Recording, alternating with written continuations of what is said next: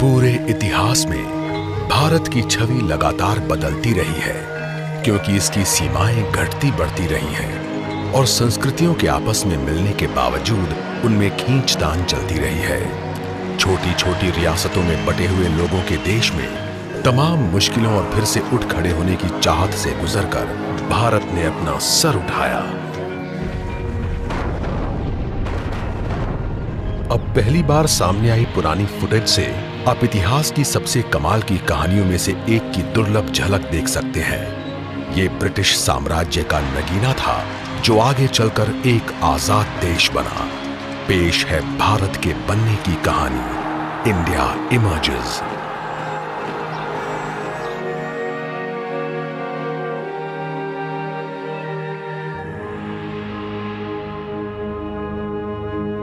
The Raj.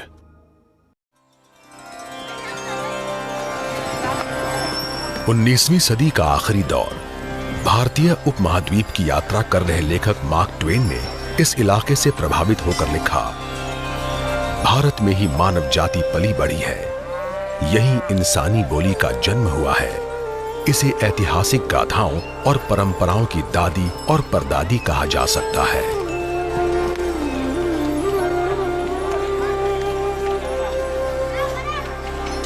Mark Twain ने 5000 सालों में विकसित हुए भारत की व्याख्या की थी। ये बात है 19वीं सदी की। भारत की आबादी 20 करोड़ से ज्यादा है। ये भारत लगातार बदलाव के दौर में है। अब यहां मुगल सल्तनत की हुकूमत नहीं है।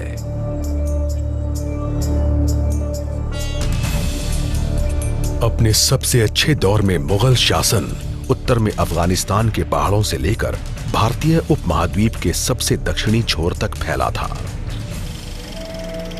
हाल ही में मिली इस रंगीन फिल्म को 1930 के दशक में फिल्माया गया था। यह 16 मिलीमीटर की कोडाक्रोम फिल्म है, जिसे पूरी तरह हाई डेफिनेशन में बदल दिया गया है। ये मध्यकालीन भारत की एक झलक है, जिसके ज्यादातर हिस्से पर मुगल राज करते थे। मुगलों का प्रभाव भारत के दक्षिणी दूर दराज के इलाकों तक कभी नहीं पहुंच पाया। यहां तक कि मध्य भारत में भी उन्हें अपना अधिकार जताने के लिए स्थानीय रियासतों के साथ हाथ मिलाकर चलना पड़ता था। पर उनकी विरासत आज के भारत में भी जिंदा है, जिसे देश भर में बने स्मारकों और इमारतों के बेमिसाल आर्किटेक्चर में देखा जा सकता है। और इन स्मारकों में सबसे मशहूर शानदार ताजमहल है। सन 1648 में मुगल बादशाह शाहजहां की बेगम के मकबरे के तौर पर बना ताजमहल मोहब्बत की निशानी के अलावा भी काफी कुछ है। दुनिया का ये अजूबा ऐसे भारत का प्रतीक है जो कई सदियों के उतार चढ़ाव के बावजूद टिका रहा है और आज भी पहले की तरह ही शान से खड़ा है।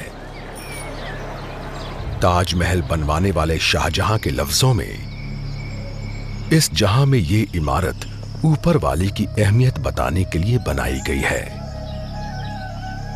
सन 1862 में आखिरी मुगल बादशाह बहादुर शाह जफर की मौत के बाद ही मुगल सल्तनत का अंत हो गया। इसके बाद राजनीतिक अस्थिरता के दौर में ढेर सारी छोटी छोटी रियासतों, कबीलों और समुदायों का जन्म हुआ और शासन करने की ताकत में ऐसा खालीपन आया जिसे भरने में कोई कामयाब नहीं हुआ। सन 1903 ब्रिटिश भारत। ये भारत की कुछ सबसे पुरानी फिल्में हैं। इन्हें अमेरिकन इन्वेंटर और सिनेमा के पायनियर थॉमस आर्मैट ने फिल्माया है। इस समय भारत के लोगों पर विदेशी राज करते हैं, जिसका केंद्र आधी दुनिया के पार यूरोप के एक टापू पर है। अंग्रेज पहली बार सन 1601 में भारत आए थे। वो यहां ब्रिटिश ईस्ट इंडिया कंपनी के तौर पर आए थे। शुरू में वो लोग यहां पर केवल व्यापार करने के उद्देश्य से आए थे, पर फिर समय के साथ साथ उनका उद्देश्य बदला, उनकी इच्छाएं बढ़ी और उनकी राजनैतिक आकांक्षाएं सामने आईं। सन 1903 दूसरा दिल्ली दरबार।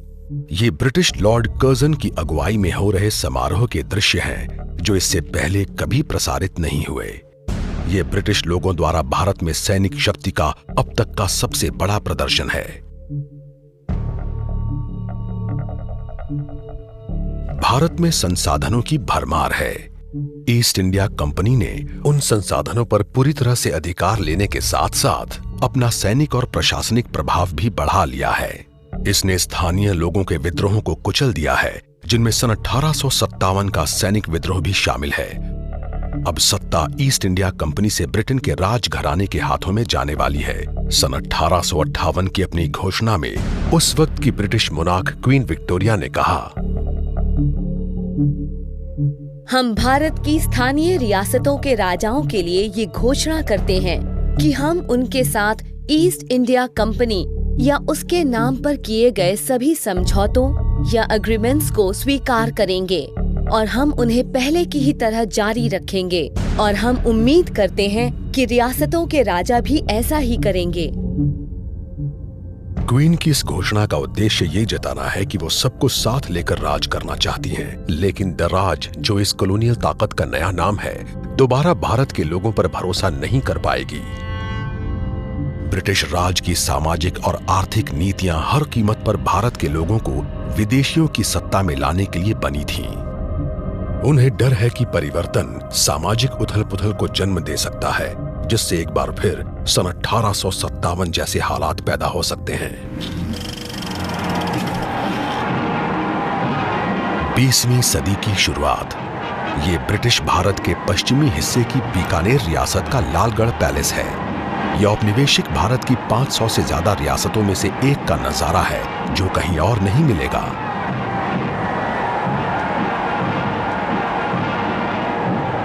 ये इंपीरियल वॉर कैबिनेट में अकेले गैर ब्रिटिश प्रतिनिधि महाराजा गंगा सिंह की पोती के शाही विवाह का अवसर है।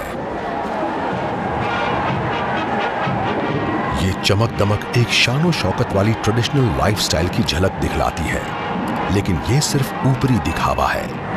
अब भारत पर अंग्रेजों का राज है और ये दो प्रशासनिक सिस्टम्स में बंटा हुआ है। भारत के 60% हिस्सों पर अंग्रेजों की हुकूमत चलती है। बाकी का 40% हिस्सा रजवाड़ों का है, जिन्होंने अंग्रेजों के साथ समझौते कर लिए हैं।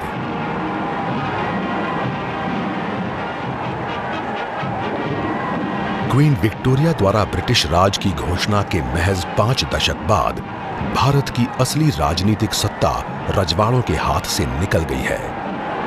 इनके पास अब बस अपनी खो चुकी ताकत की यादें ही बची हैं।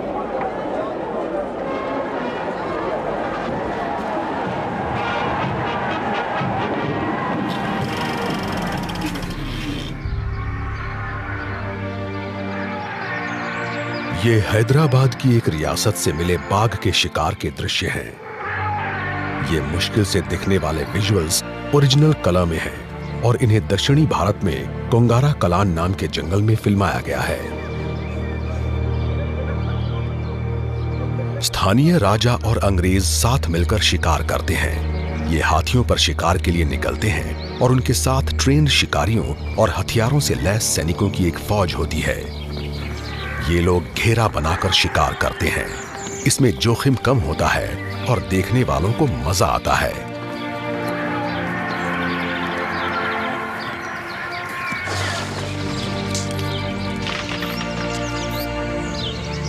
मौजूदा बिहार की एक रियासत बनेली के राजा के शब्दों में इसमें शिकार इस तरह किया जाता था। जंगलों में बाघों को लुभाने के लिए भैंस के बछड़े बांध दिए गए। बाघ के छिपे होने की जगह को घेरने के लिए लगभग 50 हाथी भेजे गए। फिर घेरा तैयार हो जाने पर 2 हाथियों को उस घेरे में जाकर बाघ को छिपने की जगह से निकालने का हुक्म दिया गया।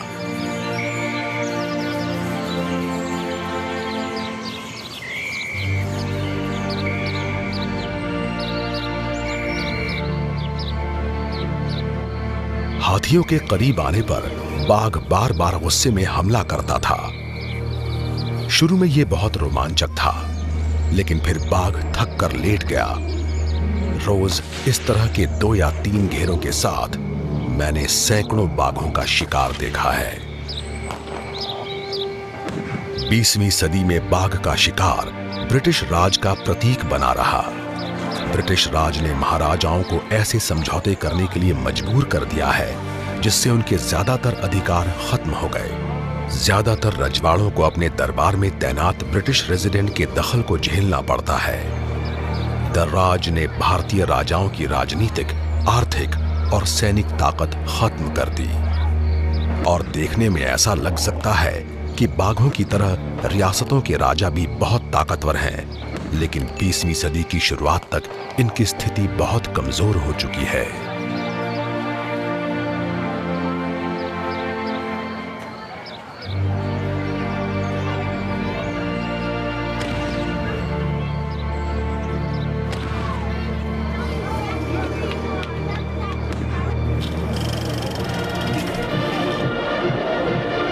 दिसंबर सन 1911, दिल्ली दरबार। शुरुआती फिल्म डॉक्यूमेंट्री बनाने वालों में से एक चार्ल्स अर्बन ने किनेमा कलर नाम की एक नई टेक्नोलॉजी का इस्तेमाल किया।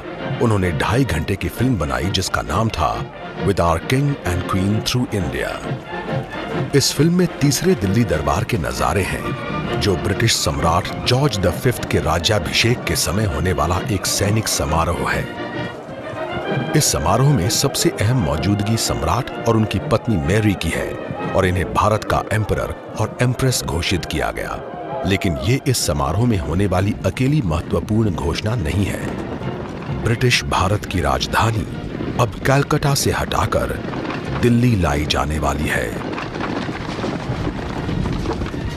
राजधानी को कलकत्ता से दिल्ली लाए जाने के प्रस्ताव पत्र में भारत के वाइसरॉय लॉर्ड हार्डिंग ने लिखा, ये काफी समय से एक गंभीर असंगति मानी जाती है कि ब्रिटिश लोग अपने भारतीय इलाके के सबसे पूर्वी छोर पर स्थित शहर कलकत्ता से इस देश पर शासन करते हैं, लेकिन कलकत्ता से राजधानी हटाने की यही एक वजह नहीं थी। सन 1905 में बंगाल के बंटवारे के बाद ये इलाका ब्रिटिश राज के राष्ट्रवादी विरोधियों का केंद्र बन गया था। सन 1911 के दरबार में किंग जॉर्ज V द्वारा औपचारिक रूप से दिल्ली को राजधानी घोषित करने के साथ ही ये बात पक्की हो गई। अब दर्राज का एक नया युग शुरू होने वाला है।